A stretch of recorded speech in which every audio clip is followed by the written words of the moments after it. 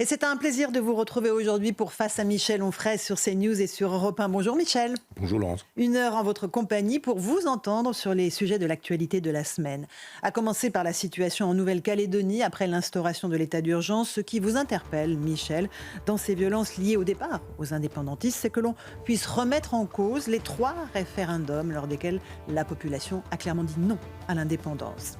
Il y a aussi le choc et la violence de cette attaque sanglante contre un fourgon pénitentiaire dans l'Eure, après l'évasion d'un narcotrafiquant, la mort aussi de 2 agents pénitentiaires abattus par des armes de guerre, un symbole de la violence désinhibée du narcotrafic. On s'intéressera aussi à cette France qui consomme de plus en plus de stupéfiants, mais aussi à la politique pénale qui n'arrive pas à stopper ces parcours criminels qui commencent dès le plus jeune âge.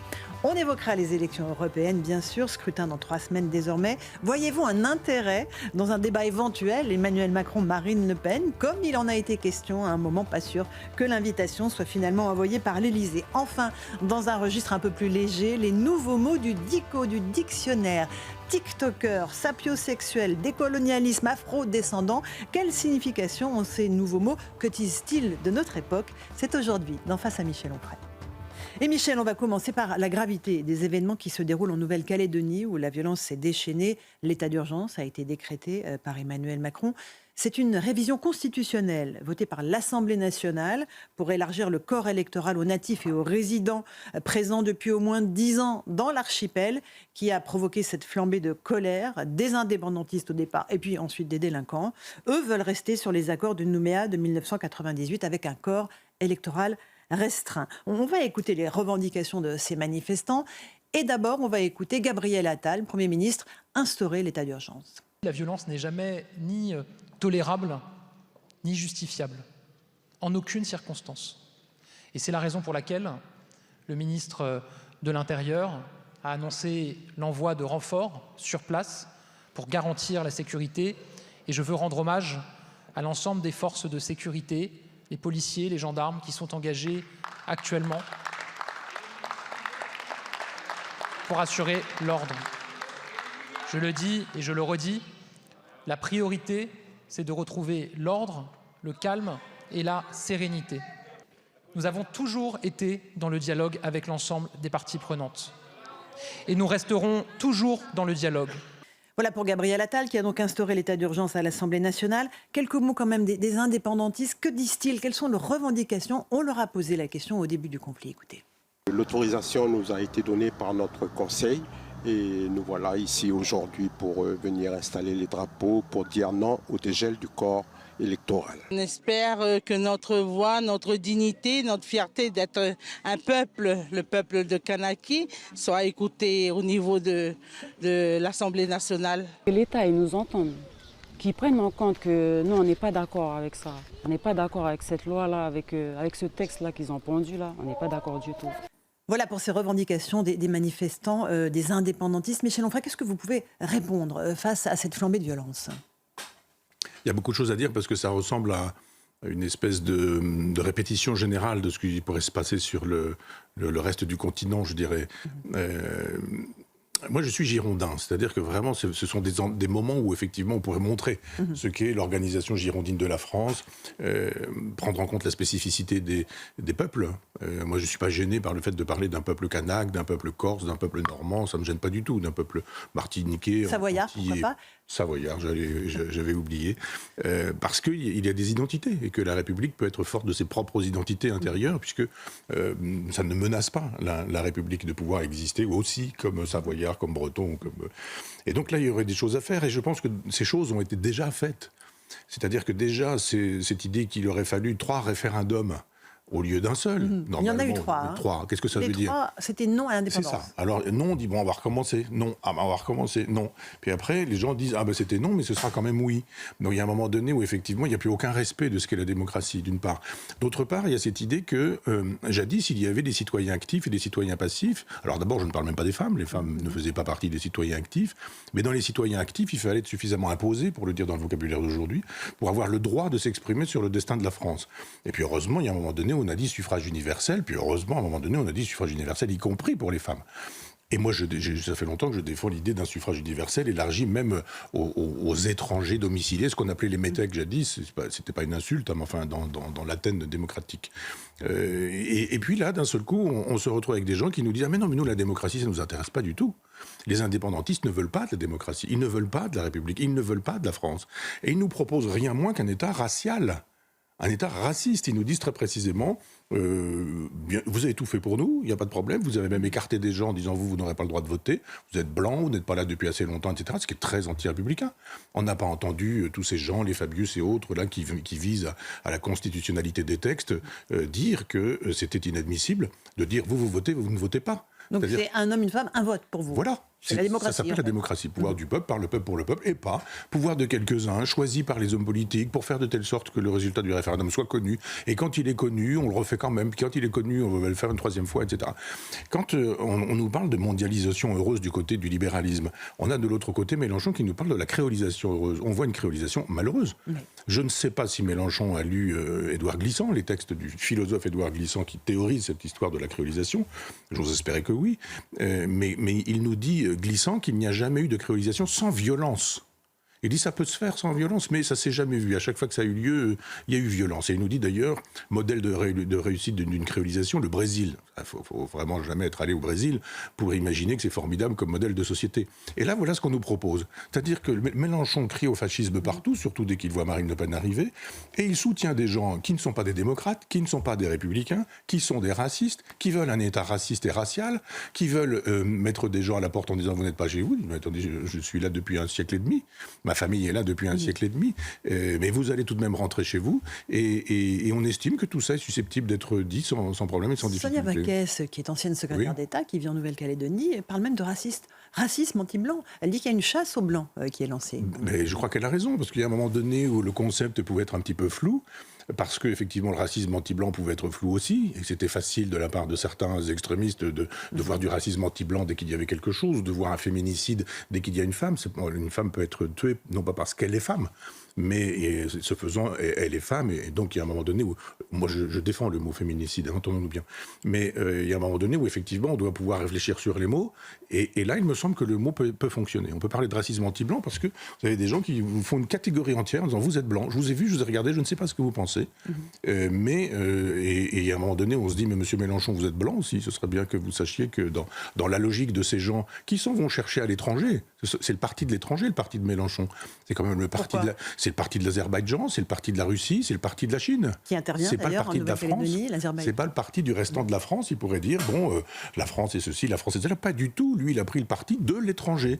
Mais c'est vieux, ça, chez les communistes, chez les trotskistes, d'ailleurs dans leur discours, du pacte germano-soviétique. Les communistes ou la France insoumise renvoient beaucoup à la colonisation, bien sûr, la colonie française. Oui. Et ça, c'est quelque chose de très récurrent dans leur discours. Mais qui colonise qui ? Il y a un moment donné où quand on voit la place qui est donnée aux Kanaks, qui est surévaluée par rapport à ce qu'ils représentent réellement, simplement pour acheter la paix sociale en leur disant on va vous donner une autonomie, une indépendance, etc. Pour ce que je sais, quand les Kanaks ont eu la possibilité de gérer les affaires, ils ont mal géré. Ils ont détruit ce qu'on leur a donné. C'est-à-dire que les zones économiques qui sont gérées par eux dans le pays, c'est pas terrible, ça a plutôt tendance à s'effondrer. On a vu d'ailleurs, comparaison n'étant pas raison, mais ce qui s'est passé avec l'Algérie, quand il fait les Algériens de leur indépendance depuis 1962, et eux aussi sont allés chercher à l'étranger, l'Union soviétique à l'époque, les armes qui arrivaient de Yougoslavie, ça ressemble étrangement à cette époque-là, ce sinistre de la vie, ou de l'époque et de l'histoire de France, où des gens ont dit c'est la valise ou le cercueil. À l'époque, souvenez-vous, on a dit... vous avez connu ça par les livres d'histoire, mais je veux dire que ça y ressemble étrangement, et ça suffira pas de dire on supprime TikTok et on déclare l'état d'urgence. Justement, à propos de TikTok, il y a un réseau social très utilisé non seulement par les jeunes, mais aussi par les émeutiers, comme ça, ça leur permet de se rassembler très rapidement. Le gouvernement a décidé d'interdire TikTok. C'est aussi une façon de contrer l'influence de la Chine, c'est un réseau social chinois qui est extrêmement présente en Nouvelle-Calédonie, Michel Onfray. Oui, quand on a derrière une espèce d'idéologie qui consiste à présenter la France comme méchante, mauvaise, colonisatrice depuis des années. C'est au moins depuis après mai 68, on a commencé à déconstruire l'histoire de France. Et la déconstruire, ça n'était pas détruire des mythes. C'est tout le travail que je fais, moi, en philosophie, la destruction des mythes. Mais simplement supprimer l'histoire pour la remplacer par des mythes. Donc le mythe, effectivement, des méchants colons dès qu'ils sont arrivés, du méchant blanc parce qu'il est un blanc, et du bon noir parce qu'il est noir, ou du bon colonisé, etc. etc. Quand je fais savoir à des gens que 1492 c'est un peu ancien quand même, et que peut-être c'est difficile de reprocher à quelqu'un d'avoir été du bon ou du mauvais côté de l'histoire, en 1492 en disant faites-moi voir votre arbre généalogique, c'est Adolf Hitler qui demandait les arbres généalogiques, pour voir s'il n'y avait pas un peu de sang juif. Et là on dit ah mais il y a un peu de sang blanc. Et puis, il y a un peu de sang noir. Ah, du sang noir, c'est bien.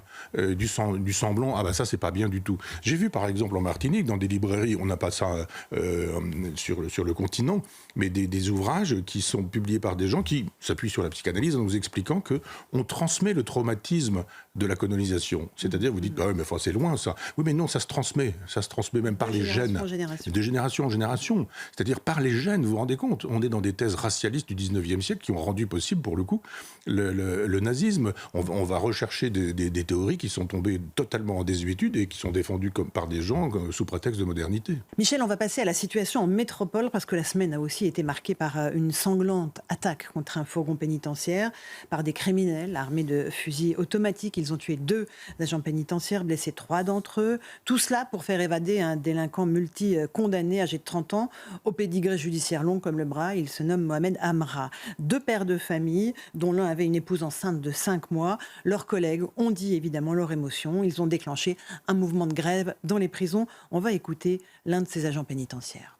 Vous comprendrez, je pense, très fortement l'émotion qui règne dans nos rangs. Enfin, voilà, ce genre d'attaque ne s'était pas vu depuis 1992 où d'autres collègues étaient décédés lors d'une évasion.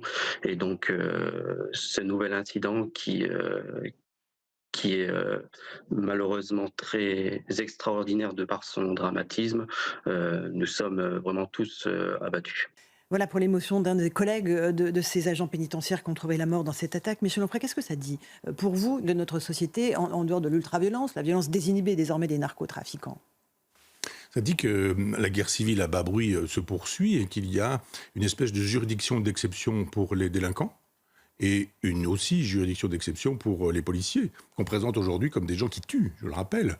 Quiconque dit de la police qu'elle tue devrait quand même se retrouver rapidement au tribunal. Il y a un moment donné où il faut faire la démonstration de ce genre de choses. Et là, on voit bien que finalement, quand vous êtes délinquant, vous vous échappez toujours plus ou moins à la justice, puisque vous êtes une pauvre victime de cette méchante société. Et on estime qu'un policier, un gendarme, je ne parle pas des militaires, mais enfin, ou un gardien de prison qui doivent tirer quelques balles dans l'année, parce que, et encore, si on leur donne l'autorisation, et dans leur vie peut-être, oui, et on leur dit, allez, à armes égales, allez-y, alors il va falloir demander l'autorisation de tirer, il va falloir remplir un formulaire avant de demander au délinquant qui est en train de vous viser avec une Kalachnikov s'il veut bien poser son arme, etc., etc. Il y a l'administration, il y a la police des polices, il y a tout ça qui rend impossible, puis la politique, qui fait que ces métiers qui sont nécessaires ne peuvent pas être pratiqués comme il le faudrait, puis ce sont des gens mal payés. Je veux dire, vous vous réveillez le matin, et vous ne savez pas si vous allez rentrer le soir pour des salaires de misère, et vous êtes dans des voitures banalisées pour emmener des gens... Ou ciblés, pire, bien pire. Ou encore mieux, c'est-à-dire vous avez vu la cible. Donc effectivement, je trouve inadmissible qu'on considère notre police, mais en même temps, il faudrait dire nos infirmières, nos infirmiers, nos médecins, nos enseignants, nos pompiers, etc., de cette manière-là. Et s'il n'y a pas de réponse autoritaire à ce défaut d'autorité, parce qu'on ne peut pas continuer à dire ça ne se passera pas comme ça. En fait, le chef de l'État fait des tweets en disant nous serons intraitables, ça ne peut pas durer, etc. Il y en a assez des nounours, il y en a assez des bougies, il y en a assez des marches blanches.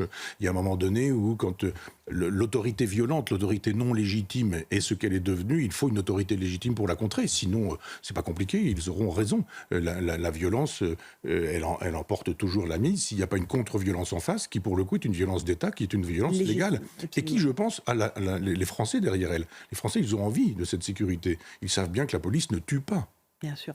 Au-delà de cette attaque sanglante, il y a la question des prisons françaises, qui est un véritable tabou. On ne veut pas entendre parler des prisons, on ne veut pas savoir ce qui s'y passe, on ne veut pas de construction de prisons à côté de chez soi, ça il faut le dire. Je vous propose d'écouter ce que disait il y a quelques jours sur notre antenne Pierre Botton, ancien homme d'affaires, détenu pendant plus de 600 jours dans plusieurs maisons d'arrêt, sur la réalité de ce qui se passe dans les prisons. On l'écoute. Ce que j'ai vu, ce que j'ai vécu pendant des jours et des jours et des jours. C'est-à-dire la drogue de partout. La drogue de partout. De partout. Les téléphones. J'ai vu monsieur le garde des Sceaux dire qu'il avait fait une opération cellule net. Il a dit on a récupéré 117 téléphones. Vous savez combien ils en ont retiré l'année dernière, l'administration pénitentiaire ? 40 000. Juste l'année dernière. 40 000. Il y en a de partout. La violence de partout. La corruption, madame. Vous savez ce à quoi sont soumis ces surveillants? Vous savez ce que c'est que de se faire cracher dessus 3, 4, 5 fois? Par jour. Oui. Et puis, il y a une organisation au sein de une organisation. Je vais vous raconter une petite... Parallèle, une organisation parallèle. Mais il y a une organisation, tous les détenus se connaissent. Voilà pour Pierre Botton, ancien détenu. Michel Onfray, qu'est-ce qui vous frappe dans son témoignage, qui est vraiment la réalité de ce qui se passe dans les maisons d'arrêt et les prisons? Bon, vous me permettrez d'avoir moins le souci de Pierre Botton que de Michel Foucault. Et je pense que, par exemple, quand Robert Badinter nous dit « Ah, j'ai rencontré Michel Foucault, c'est tellement formidable, etc. » Michel Foucault, il écrit un livre qui s'appelle « Surveiller et punir », qui est la théorie 68arde de la prison. C'est-à-dire, j'allais vous le dire. C'est-à-dire qu'effectivement, il y a un moment donné où on dit, à l'intérieur de la prison, il n'y a que des victimes, et de l'autre côté, il n'y a que des coupables. La société est dangereuse, les prisonniers, c'est le sel de la terre, c'est à partir d'eux, ça c'était la théorie de Bakounine, qu'on va pouvoir faire la révolution, c'est celle de Mélenchon aujourd'hui, c'est-à-dire ouvrons les prisons, ce sont des pauvres victimes de la société, et ce sont des gens tellement bien, ce sont des gens, etc. etc. Et Robert Badinter écrit des textes... Paix à son âme. Oui. Bien sûr. Paix à son âme, mais il a laissé une œuvre, il a laissé des livres, il a laissé des discours, et puis il a laissé une espèce de mythologie derrière lui, puis il est au Panthéon, bientôt. Enfin, il y a un moment donné où la chose nous est clairement dite. Eh bien, il faut arrêter avec cette philosophie pénale. Ça ne marche pas. Il y a dans les prisons trop de gens qui ne devraient pas s'y trouver. Par exemple, Michel Onfray. Un certain nombre de gens qui relèvent de la psychiatrie, par exemple. Il y a un certain nombre de gens vraiment fous. Avec des consommations d'alcool, de drogue, etc., ou des problèmes de nature psychiatrique en relation avec la société, l'éducation, le milieu, l'enfance, etc. Ces gens n'ont pas leur place là, ça me paraît évident. Vous avez des gens qui sont là parce qu'ils ont fait quoi? Un petit trafic de rien du tout, ils ont conduit 3 fois avec un taux d'alcoolémie trop élevé, etc., etc. Et puis vous avez des islamistes dangereux, et puis vous avez des gens du grand banditisme, et vous dites tout ce monde-là ne peut pas fonctionner ensemble, c'est pas possible, et tout le monde contamine tout le monde. Vous avez des jeunes aussi, on ne s'adresse pas de la même manière à des gamins qui ont fait 2 ou 3 sottises, et puis à des gens qui sont ce type qui a des amis qui, eux, rafalent comme ça, sans sommation des gens, en disant on va mettre tout ça avec des gamins de 13 ans, etc. Donc il faut repenser la politique pénale. Il faut dire, Foucault, ça a eu son temps, mais il faut que des gens pensent. Et pas seulement vocifère et éructe à la Mélenchon en disant la prison c'est pas bien, ou d'autres disant encore des places de prison, encore des places de prison. La gauche a tort d'estimer qu'il ne faudrait plus de prison, et la droite a tort d'imaginer qu'il faudrait plus de prisons, point à la ligne. Non, il faut d'autres prisons, des prisons différentes. Est-ce qu'il faut, Michel Onfray, des prisons pour les jeunes? Oui, bien sûr. Par exemple. Mais bien sûr. Il y a des gens qui n'ont pas été socialisés, jamais. Vous avez des mères de famille, là, on transforme leur voix, on a l'impression que c'est le père qui parle, et qui n'ont jamais rencontré de surmoi, c'est-à-dire d'opposition, c'est-à-dire de civilisation. On leur a dit, il faut faire ceci, j'en ai rien à faire, enfin, je n'utilise pas les gros mots, etc. Et puis, il y a cette idée que ce sont des enfants rois, qui ont été fabriqués comme des enfants rois à l'école. Et puis, dans un monde arabo-musulman, disons-le comme ça, c'est le petit mal. Et le petit mal, il a raison sur tout. Et quoi qu'il fasse, de toute façon, c'est un signe de virilité. Dans de nombreuses civilisations, quand même, aussi. Pardon ? Dans de nombreuses civilisations aussi. Mais presque toutes les civilisations qui ne sont pas les civilisations occidentales, vous avez totalement raison. Donc c'est comme ça que ça fonctionne. C'est-à-dire que fabriquer des enfants qui sont des délinquants, vous vous demandez pourquoi, vous dites juste, vous n'avez jamais dit non. Et puis il y a aussi un père absent. Il y a des pères qui font des enfants qui s'en vont, on ne sait plus où est le père. Le père, d'un seul coup, il réapparaît et dit « Ah bah oui, le terroriste, c'était mon fils, mais ça fait 20 ans que je ne le vois plus », ou ce genre de choses. Donc il y a un moment donné où il faut une affection sévère pour ces enfants, qu'ils sachent ce qu'est la loi. C'est-à-dire qu'ils sachent que quand on les réprimande, c'est pas parce qu'on a envie de leur nuire, mais c'est simplement pour leur dire qu'il faut un mode d'emploi, qu'il faut une règle du jeu. On ne joue pas à un jeu sans règle du jeu. La société a une règle du jeu aussi. Et ils ne peuvent pas faire ce qu'ils veulent quand ils veulent, comme ils veulent. Donc bien sûr qu'il faut des endroits comme ceux-là, dans lesquels il y aurait pas mal de profs de sport, si vous voyez ce que je veux dire. C'est-à-dire, moi, j'ai fait les classes de mon service militaire dans un endroit où, effectivement, on se levait tôt, on se couchait tard, on se réveillait dans la nuit, on faisait du sport, et on n'en est pas mort. Et il y a un moment donné où on a compris que peut-être si on voulait fabriquer une communauté, j'appelle pas ça vivre ensemble, je déteste ça, mais fabriquer une communauté, en latin, ça s'appelle res publica, ça s'appelle la chose publique, ça s'appelle la République, eh bien, il faut que de temps en temps, on prenne en main, c'est même pas les reprendre en main, mais qu'on prenne en main ces jeunes-là, et pour le coup, pas des prisons, mais des espèces de collèges d'éducation renforcé. Michel Onfray, il y a aussi quelque chose sur lequel vous avez attiré mon attention, c'est la magistrature. Vous pensez qu'il y a un problème aujourd'hui avec la magistrature, et vous proposez, pourquoi pas, qu'on élise les juges comme aux États-Unis ? Écoutez, je me suis renseigné depuis sur cette question et le magistrat à qui j'ai posé la question m'a dit oui, mais ça deviendrait franchement politique pour le coup. Je dirais, et alors ? D'une certaine manière, si on nous dit que la loi elle est donnée au nom du peuple, ce qui est dit, c'est pour rire, hein, c'est évidemment pas au nom du peuple que ça se fait, alors faisons-le. Et faisons de telle sorte qu'à diplôme égaux, les Français puissent voter et qu'on dise, bah oui, voilà. Et si la France, elle veut des juges qui soient plutôt sympathisants du Rassemblement national ou plutôt sympathisants de la France insoumise, eh bien, les gens le disent. Alors que là, on sait très bien qu'on nous parle d'une magistrature qui serait évidemment juste. Enfin, on dit, nous, c'est la justice. Pas du tout. On sait très bien que le syndicat de la magistrature a clairement c'est son idéologie quand elle va à la fête du Parti communiste pour expliquer que les policiers tuent et que on connaît l'histoire. Pas sûr que les Français moyens ou le Français tout court, le citoyen, il ait envie de ce genre de justice. Donc je voudrais réfléchir, je ne suis pas président de la République, mais réfléchir à la possibilité d'agir comme ça. Et la personne en question, à qui je proposais mon idée, me disait mais il faudrait juste reprendre la magistrature en main. Donc je pense qu'il faudrait reprendre... Vaste programme. Oui, mais c'est ça la politique. Parce que sur un certain nombre de sujets, on sait très bien qu'il y a des gens qui sont des têtes de Turcs et qui sont, quand il s'agit de faire fonctionner la justice contre tel ou tel.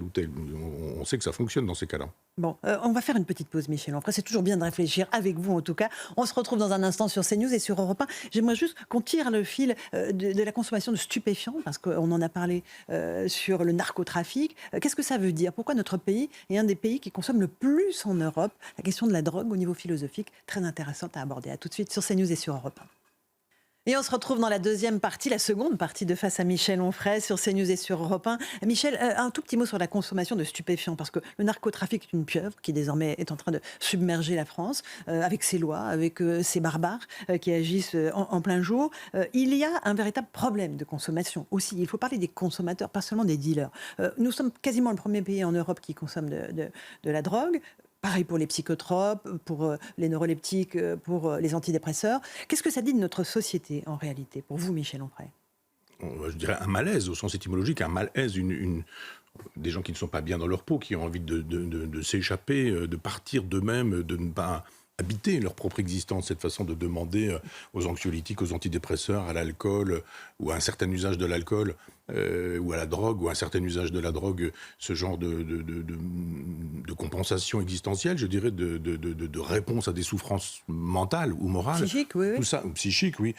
Tout ça va de pair avec l'effondrement de la civilisation. C'est-à-dire qu'on ne vous a pas enseigné l'ordre, la loi, le bien, le mal, ce qu'il faut faire, comment on peut construire sa vie, des hypothèses religieuses, des hypothèses philosophiques, en disant, voilà, on fait une cartographie, on vous donne une boussole, et construisez votre existence. On vous jette au monde comme ça, et vous vous retrouvez dans un monde violent, brutal. On vous a appris éventuellement un peu de morale, puis vous dites, mais ça sert à rien d'être moral, il y a des prospérités au vice et des malheurs à la vertu, comme disait Sade. Et pourquoi être vertueux ? Je ne serais pas remercié d'avoir été vertueux, peut-être même que le fait d'être vicieux, ce serait plutôt pas mal. Et donc cette tension entre ce qu'on exige de nous et ce que finalement la société nous rend possible, ça donne une souffrance qu'on compense avec ce genre de choses. Alors le fonctionnement de la... Donc c'est pas forcément, un signe de décadence, c'est parfois aussi un signe de désespoir ? Oui, je pense. Pour vous ? Mais en même temps, désespoir au sens étymologique, ça veut dire cesser d'espérer. Quand vous avez, je ne sais pas, 15 ans, en quoi pouvez-vous espérer ? Il y a une époque... En des millions de choses. Lesquelles ? C'est-à-dire, il y a une époque Chacun porte son idéal. Oui, mais oui, il y a des gens qui veulent, par le djihadisme, instaurer le califat, et je ne fais pas de jugement de valeur, je comprends beaucoup que des jeunes puissent... C'est Diams, j'ai vu un reportage récemment sur cette jeune femme qui était une rappeuse. Une rappeuse qui, du jour au lendemain, a dit, mais l'argent, le sexe, la drogue, enfin, le business, tout ça, ça ne m'intéressait plus. Je me suis arrêté, et voilà, je porte le voile maintenant, etc. J'ai compris chez cette femme ce qui pouvait faire la loi chez elle. Justement, c'est la loi qui fait la loi. Et là, d'un seul coup, elle a trouvé un sens à sa vie. Et un cadre. Enfin, elle a laissé tomber tout ça. Et alors ? Elle est heureuse, et je ne pense pas qu'elle ait envie de faire du prosélytisme à l'endroit des autres. Alors tant mieux. Et je trouve que quand les gens trouvent un sens à leur existence, c'est bien. Moi, je travaille pour que ce soit la philosophie qui donne un sens à l'existence. Mais peu de gens ont l'occasion de rencontrer la philosophie, et alors que beaucoup ont l'occasion de rencontrer la drogue et même un certain usage de l'alcool. Je vois à Caen, par exemple, le jeudi soir, le vendredi soir, comment des étudiants descendent de l'alcool très rapidement pour être ivre-mort dans l'heure qui suit, et ça dure pendant 3 ou 4 heures. Qu'est-ce qui se passe dans la tête d'un étudiant qui n'étudie pas pendant ce temps-là, qu'il n'est pas en état d'étudier pendant au moins la moitié de sa semaine. Et qu'est-ce qui se passe dans son cerveau ? Et en même temps, il y a toujours eu, depuis le début de l'humanité, l'utilisation de substances hallucinogènes. Michel, la divination, les prophéties, toutes les civilisations en ont fait. La religion, vous usage. allez dire aussi. J'ai pas dit la religion. Les divinisation, c'est pareil. Oui, mais j'entends. On a toujours utilisé ces états altérés de la conscience pour accéder à un niveau peut-être supérieur ou pas. Si, il y a même un anthropologue un jour qui a dit on avait cru avoir trouvé une société dans laquelle ces produits n'existaient pas. Et il dit on a découvert qu'ils soufflaient sur les braises. Et vous savez, en hyperventilant, en hyperoxygénant, on fait ça quand les gamins soufflaient dans les matelas pneumatiques, il y a un moment donné où il y a la tête qui tourne, etc. Et ils avaient cette espèce de possibilité d'échapper à eux-mêmes et de partir, justement, en se camant à l'oxygène. Et donc, effectivement, toutes les civilisations ont connu ça. Je pense que quand les fruits ont tombé, qu'ils ont pourri, qu'il y a eu un peu d'eau dedans et que les hommes préhistoriques ont goûté, que ça avait fermenté, ils ont découvert qu'il y avait une formidable puissance. Puis ça renvoie à un autre monde, ce que Michaud a appelé la connaissance par les gouffres. Et d'un seul coup, on n'est pas loin des gouffres, il y a une espèce de jouissance à s'oublier ou à se perdre. Mais la logique bêtement matérielle, elle suppose qu'on puisse voir qu'il y a des pays producteurs et qu'il y a des consommateurs et qu'entre deux, il y a des dealers. Donc c'est bien, c'est facile politiquement de braquer le projecteur sur des méchants dealers. Les gamins des banlieues en disant « Oh là là, ils sont pas bien, etc. » Très bien. Mais allons voir quels pays sont des pays producteurs. Le Maroc, par exemple. Et alors, le roi de Maroc, c'est un gentil, lui, qui laisse faire ce genre de choses. Et puis à l'autre extrémité, les consommateurs. Tous les gens du business, on est à Cannes là ces temps-ci, je ne suis pas très sûr que s'il y avait un petit chien policier, la renifleur, pour voir un peu s'il y a des consommations de drogue ici, là ou ailleurs, je pense que le chien, lui aussi, à force d'hyperventiler, il pourrait tomber sur le dos. Mais il y a un moment donné où on se dit, il y a aussi ça. C'est-à-dire il y a une consommation qui est très culturelle. Dans des films, on se roule un pétard. Célébré, vous avez raison, par la culture. Mais qu'on arrête d'attaquer, enfin bon, il faut quand même régler les problèmes dans les banlieues, mais qu'on arrête de braquer le projecteur sur ces gamins, sur les gamins qui font du trafic, parce que, je vous dis, du président d'un État, un producteur, il y a l'Afghanistan, il y a le Maroc, il y a des pays d'Amérique du Sud, il y a le Mexique, etc. Alors là, on touche à rien, on touche à personne. On sait, on a des satellites aujourd'hui, on sait où sont les productions agricoles, on ne fait rien. On pourrait, là, pour le coup, plutôt que d'envoyer des bombes sur des musulmans en Afghanistan, en Libye, en Irak ou en Syrie, etc., envoyer des bombes incendiaires sur des endroits où il y a des cultures de pavots, ce serait facile à faire. Et on dirait, voilà, il n'y a plus de culture de pavots. On laisse faire, on ne dit rien. Et puis après, vous avez machin, bidule un tel, MeToo ceci, MeToo cela, qui se dit entre deux pétards, deux lignes de coke, etc., ou des animateurs de télé qui ont fait commerce de la consommation de cocaïne, etc. Eux, jamais aucun problème. Si, de temps en temps, on dit, voilà, on a trouvé quelqu'un dans la rue. Sur MeToo, je me permets de dire que c'est un combat absolument légitime et qu'il faut entendre la parole des femmes. Heureusement, j'entends bien. Non, c'est juste pour dire qu'il y a des combats qui sont légitimes, et c'est tant mieux. MeToo est un combat légitime, mais le combat contre la drogue n'est pas légitime ici, dans ce même milieu, je veux dire. Supprimons MeToo et puis parlons du milieu culturel, si vous voulez. Ce sera la même chose avec le milieu des écrivains, avec le milieu du théâtre, si l'on veut, enfin des milieux culturels où effectivement ça passe pour quelque chose de plutôt défendable. Vous aviez Thomas de Quincey, vous aviez Henri Michaud, vous aviez il y a Baudelaire, les paradis artificiels, donc il y a une espèce de tolérance, il y a une jurisprudence de la tolérance pour la drogue dans ces milieux-là. Les paradis artificiels de Baudelaire, ça peut s'étudier en cours. Moi j'avais lu ça. Heureusement que ça peut s'étudier en cours. Heureusement que ça peut s'étudier en cours. Oui, mais après c'est difficile. Vous découvrez que le hashish, ça se tartinait à l'époque, etc. Vous pouvez pas dire, il y avait Thomas de Quincey, il y avait Baudelaire, il y avait un certain nombre d'autres individus, mais vous, c'est pas bien. Il y a juste un moment donné où il faut penser ces questions-là, et je pense que plutôt que de moraliser, juste faire de telle sorte que les enfants aient autre chose dans la vie comme espoir ou comme horizon que de se perdre. On est en face à Michel Onfray sur CNews et sur Europe 1. Michel, on a souvent parlé dans cette émission de l'antisémitisme, de l'explosion des actes antisémites depuis le 7 octobre. Cette semaine, le mur des Justes du mémorial de la Shoah, qui porte les noms de plus de 3900 hommes et femmes qui ont contribué à sauver des Juifs pendant la Seconde Guerre mondiale, a été tagué à Paris avec des mains rouges, un symbole pro-palestinien, un sigle qui renvoie au massacre de 2 soldats israéliens à Ramallah en 2000, au début de la Seconde Intifada. Ce qui se passe à Gaza n'en finit pas d'avoir des répercussions chez nous. Vous m'avez signalé un mouvement de boycott sur Internet, un boycott des célébrités qui n'auraient pas suffisamment pris parti pour la cause palestinienne et qui auraient soutenu Israël. Ça s'appelle Blockout. Ça consiste à bloquer ces stars sur les réseaux sociaux où elles sont gourmandes de followers, comme on dit, vie. Beyoncé en a été victime, Kim Kardashian également. Derrière cette initiative, il y a le BDS, Boycott des investissements sanctions, qui est mené par des militants qui disent donc vouloir boycotter les marques aussi qui sont liées à Israël et qui seraient, selon les Israéliens, liés au Hamas ou au Front populaire de libération de la Palestine, 2 organisations terroristes, notamment pour la France. Qu'est-ce que ça dit, ce mouvement de boycott sur les réseaux sociaux pour vous, Michel? Moi, ça fait très longtemps que je pense que le boycott est un instrument anticapitaliste par excellence. C'est-à-dire que le capital n'en a pas grand-chose à faire, qu'on puisse faire des manifestations en disant le fascisme ne passera pas ou je ne sais quoi. Si en revanche vous dites on n'achète plus vos produits, alors là d'un seul coup ça les inquiète, et parce qu'ils veulent bien vendre à n'importe qui, à n'importe quel prix intellectuel ou culturel, mais donc là je me dis effectivement ils vont toucher au porte-monnaie, on touche au porte-monnaie, et c'est important le porte-monnaie des acteurs, des comédiens, il y a des gros cachets. Et puis, si d'un seul coup, votre carrière s'effondre, parce qu'on dira, ah, mais celui-là, on n'en parle plus, et vous avez des gens qui vont probablement se trouver des ailes idéologiques en disant, je vais attaquer Israël, et je vais, etc., etc. C'est une espèce de guillotine sèche qui fonctionne pour les gens du business qui sont prompts à donner des ordres intellectuels. Il faut ceci, il ne faut pas cela, il faut descendre dans la rue pour expliquer pour qui il faut voter, évidemment, il y a des méchants, puis il y a des bons. In fine, Macron, c'est pas bien, mais au bout du compte, c'est toujours pour Macron qu'il va falloir voter. Et l'Europe de Maastricht, on n'y touche pas, etc. Parce que sinon, ma carrière. Je me doutais que vous alliez placer le mot Maastricht dans cette émission, Michel Onfray. Je pense que vous ne trouverez aucune émission dans laquelle il n'y aurait pas le mot, mais je ne le fais pas à dessein. Simplement, c'est une conception du monde. C'est un petit peu comme si vous disiez, comparaison n'est pas raison, je ne suis pas Solzhenitsyn, mais à Solzhenitsyn, vous parlez beaucoup du goulag. Du goulag. Oui, mais c'est quand même ce qui structure notre époque, cette civilisation nouvelle dans laquelle, effectivement, il y a un nouveau bien, un nouveau mal, un nouveau peuple, une nouvelle civilisation, un nouvel horizon, un nouveau rapport à la culture. Donc, évidemment, on est obligé de parler de Maastricht. Pour faire le lien avec ce qu'on disait auparavant, vous avez été aussi interpellé par ce qui s'est passé à l'Eurovision. Alors certes, c'était le week-end dernier, mais c'était extrêmement marquant ce qui s'est passé dans cette grande compétition organisée par l'Union européenne de radio-télévision, vue par 160 millions de personnes à travers le monde, 37 pays qui participaient, notamment autour des manifestations entourant la candidate israélienne, Eden Golan, dont les gens voulaient qu'elle ne chante pas, dont ils appelaient au boycott, là encore. Il y a eu toutes ces manifestations assez violentes autour de cette candidate. Là encore, on est dans un phénomène qui sort de la culture pour aller vers la politique, pour vous?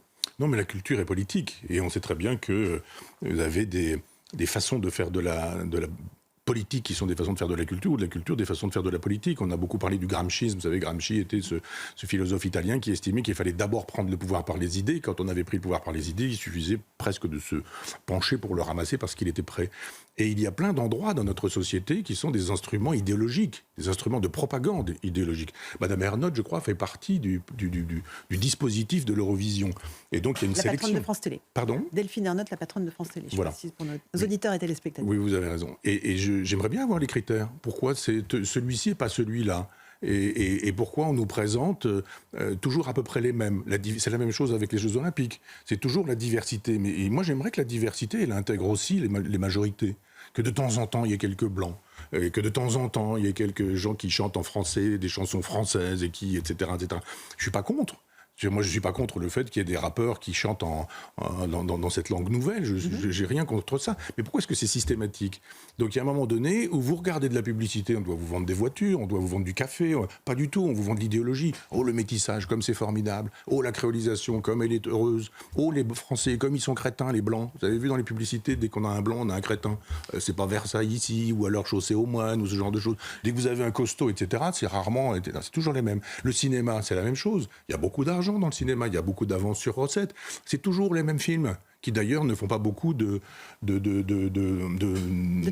je dirais, ou d'entrées. Et vous avez Philippe de Villiers, le fils de Philippe de Villiers, qui fait un film qui est assez peu subventionné. Et puis au contraire, là, ça marche. Donc effectivement, il y a une idéologie, c'est l'idéologie de l'État. Hein. Il y avait ça à l'époque soviétique, où on vous dit ce qui est le bien, ce qui est le mal. Et là, pour le coup, en France, on avait choisi, effectivement, un garçon fort sympathique, ma foi, mais enfin, on se dit... C'est le candidat suisse qui a gagné, hein, c'est ça Alors moi, j'ai regardé parce que c'était devenu un phénomène de société. Je regarde jamais ça parce que pour moi c'est un festival de mauvais goût. Je me suis dit je vais quand même regarder. Nemo le gagnant. Oui. Personne en latin. C'est le type, Ah oui, oui, ça veut dire Nemo, d'accord. capitaine C'est Nemo. bien de mettre la philosophie dans l'Eurovision. Bah oui, mais On le fait, nous, dans Face à Michel Onfray. Absolument, Nemo, ça veut dire personne. Donc c'est le capitaine Nemo de Jules Verne, par exemple. Ce type, il dit, je suis personne. Ouais, mais c'est une personne qui prend beaucoup de place. Et quand j'ai vu ce type, là, en jupe, je me suis dit, alors ça, c'est vraiment ce qu'il y a de plus bas dans le truc, cette espèce de ridicule. Parce que, Ne le jugeons pas sur son apparence. si on peut, mais si on peut. Mais attendez, on a le droit, les gens ont le droit de se mettre des plumes dans le derrière pour faire des manifestations à demi-nues, mais on a le droit aussi d'avoir un avis là-dessus. Oui. Moi, je pense que la sexualité est une affaire privée.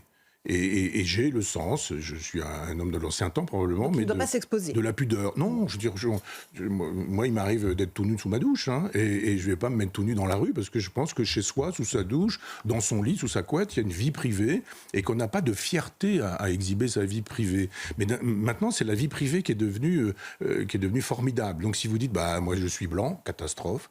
J'ai passé 50 ans et depuis longtemps, catastrophe. Je suis hétérosexuel, catastrophe, pardonnez-moi, etc. Alors qu'on mette un peu de blanc, pas forcément dans des publicités débiles, mais dans des publicités où parfois on a... Voilà l'appel de Michel Onfray. Non, mais je dis rien. Non, parce antennes. que je réponds à votre question sur le fait que on a l'impression d'être dans la distraction, dans le loisir ou dans la culture, et on est dans l'idéologie. On est dans l'idéologie. Et on est en passif, en train de regarder quelque chose, et d'un seul coup, dans votre tête, vous savez, Édouard Bernays, qui est apparenté à Freud, a théorisé le problème du formatage intellectuel pour les États-Unis, sur la fabrication de la pensée. Et on fabrique la pensée avec le cinéma, avec la télévision, avec les séries, avec Netflix, avec les gens qu'on choisit pour représenter la France, parce que c'est l'image de la France dans le monde entier qui est proposée. C'est une carte postale de la France. Le chef de l'État dit, voilà, la France, c'est ça. Alors, vous menez à la transition avec Emmanuel Macron, le chef de l'État, qui a réuni cette semaine à Versailles des patrons, 180 patrons étrangers pour le sommet Choose France, avec à la clé plus de 15 milliards d'euros d'investissement pour 56 projets. Est-ce que c'est une démonstration de force? Est-ce que vous vous en félicitez, que la France soit attractive sur le plan international? Ou est-ce que vous dites non, c'est d'abord les petites entreprises françaises qu'on devrait soutenir, Michel Onfray? Bien sûr. D'abord, Choose France, on a tout dit, quoi. Choisissez la France, c'est possible aussi. Mais d'un seul coup, on va voir le monde anglo-saxon et on va voir Elon Musk, etc. On communique. Il faut quand même qu'à un moment donné, le chef de l'État serre la main d'Elon Musk. On dit, et Elon Musk, il va dire, mais bon sang, c'est bien sûr, pourquoi n'ai-je pas pensé à installer des usines Tesla partout en France? J'aime tellement la France, le président Macron est tellement fantastique, etc., etc. Les productions de richesse chez ces gens-là, qui sont vraiment des serpents, ce sont des gens qui sont sans foi ni loi. Ils ont la planète comme terrain de jeu. Et c'est pas en France, avec la fiscalité française, que on va leur proposer un paradis. C'est pas comme ça que ça fonctionne. Les gens qui produisent la richesse aujourd'hui, ce sont des artisans, ce sont des commerçants, ce sont pas des grosses boîtes qui arrivent, qui mettent une usine, puis qui après disent finalement on va décentraliser tout ça. Ils prennent les aides et qui s'en vont. Mais bien sûr, c'est comme ça que ça fonctionne. Et on défait le tissu social. Moi, j'ai vu dans ma bonne ville d'Argentan comment on a détruit le tissu social, parce qu'effectivement, je ne vais pas rentrer dans le détail, mais il y a un moment donné où on se dit, quand on laisse des groupes prospérer, ce sont des artisans qui disparaissent, ce sont des petits commerçants qui disparaissent, ils travaillent beaucoup, ils n'ont pas beaucoup d'argent, ils n'ont pas beaucoup de vacances, etc. Et est-ce qu'on s'adresse à eux ? Alors, choose les commerçants français, Monsieur le Président de la République, à un moment donné. Michel Onfray, est-ce que vous êtes intéressé par un débat Marine Le Pen et Emmanuel Macron? C'est ce que je disais en début d'émission. L'idée a été lancée par l'entourage, visiblement, du chef de l'État, pour que ce soit l'idée d'incarner deux figures qui ont une vision opposée de l'Union européenne. On est à 3 semaines des élections européennes. Visiblement, Marine Le Pen a accepté, mais plutôt en septembre, ce qui évidemment intéresse beaucoup moins l'entourage du chef de l'État. Oui, vous intéresse ce débat? Alors, ce qui m'intéresse, c'est que le débat est prétexte à débat sur le débat. C'est fait pour. Et c'est de la communication. Donc, je propose un débat pour qu'elle le refuse. Et donc, mais il faut qu'elle le refuse tout en l'acceptant. Mais en ne le proposant pas. Alors, je ne le propose pas, mais je le fais proposer. Il est dit que des oreilles qui traînent là font savoir que dans un bon journal où on fait la proposition sans la faire tout en la faisant. Et Marine Le Pen dit je ne vais pas prendre de risques sur l'Europe. Elle est assez fluctuante. Elle sait très bien que si elle accepte un débat, ça va être mais Madame Le Pen, vous avez dit ça à telle époque, vous avez dit ça à telle époque, vous avez dit ça à telle époque. Vous nous dites ça aujourd'hui, c'est plus exactement la même chose. Qu'est-ce qui nous dit que demain, vous n'allez pas changer d'avis à nouveau? Et ça, c'est problématique. Elle n'a pas envie qu'on le dise. Après ça, quand on va aller la chercher sur des débats vraiment très concrets, du genre, mais nous avons vu vos députés qui ne sont pas venus, absentéisme, monsieur machin, etc., etc. Il y a beaucoup à perdre pour Marine Le Pen d'accepter un débat comme ça avant les européennes. Des gens qui diraient, ah oui, c'est vrai, c'est un peu fluctuant comme ligne. Et puis, ah oui, ils n'ont pas fait grand-chose quand ils étaient députés. Pourquoi de nouveaux députés, etc. Et les Français ne sont pas tout à fait favorables à ce débat. Ils n'ont pas très envie, pour leur majorité d'entre eux, de revoir cette affiche qu'on a déjà vue en 2017 et en 2022. C'est du cirque où chacun prend la France en otage, les Français en otage, la politique en otage pour dire si on peut prendre 3 points, s'il peut perdre 3 points, si elle peut trébucher là-dessus, si je peux faire une bonne punchline qui nous permettra d'être pendant 3 jours dans les médias, alors ce sera très bien. C'est le degré zéro de la politique, c'est la politique spectacle. Les gens savent bien qui fait quoi, qui veut quoi, comment ça marche. Moi, je pense que le vrai débat, c'est pourquoi n'y a-t-il pas de vrais candidats qui soient pour le Frexit, de candidats sérieux, et qui ne soient pas non plus défenseurs des médecines douces, complotistes, ou etc. Ça aussi, c'est un débat. Pourquoi est-ce que on ne peut pas interroger véritablement le sujet européen ? J'aimerais terminer par un petit sujet un peu plus léger, Michel, et je sais que ça vous plaît aussi. Les nouveaux mots du DICO, ceux qui sont rentrés dans le Robert et le Larousse, avec notamment l'entrée de TikTokers, sapiosexuels, afro-descendants, neuro-atypiques. Il y a beaucoup de nouveaux mots comme ça. Qu'est-ce que ça dit en réalité de l'évolution de notre langage ? Ça l'enrichit ou ça l'appauvrit pour vous, Michel Onfray ? Alors, les deux en même temps, parce que je crois qu'un dictionnaire, il ne grossit pas d'année en année, il fait toujours le même poids, le même volume. Donc il y a des mots qui sortent. Oui. Donc, et ce serait ça qui serait intéressant, je pense, de faire aussi une espèce de contre-théorie de ça, en disant, bon, d'accord, sapiosexuel, on va bien, mais qu'est-ce qui a disparu ? Quel mot a disparu ? Je pense que bon, le langage évolue, la vie évolue, la cité évolue, etc. Il est normal qu'on crée des mots, qu'on les fasse rentrer dans le dictionnaire, c'est la vie d'une langue, mais je pense qu'on gagne en mots d'actualité, ce qui n'est pas terrible, et on perd probablement en mots de précision. Et il y a probablement des mots très techniques que plus personne n'utilise. Prenez un livre, par exemple, il y a 6 ou 7 mots pour qualifier le dos, la tranche, etc. Enfin bon, tous ces mots-là, si vous prenez un tonneau, c'est la même chose, la douelle, la bonde, etc.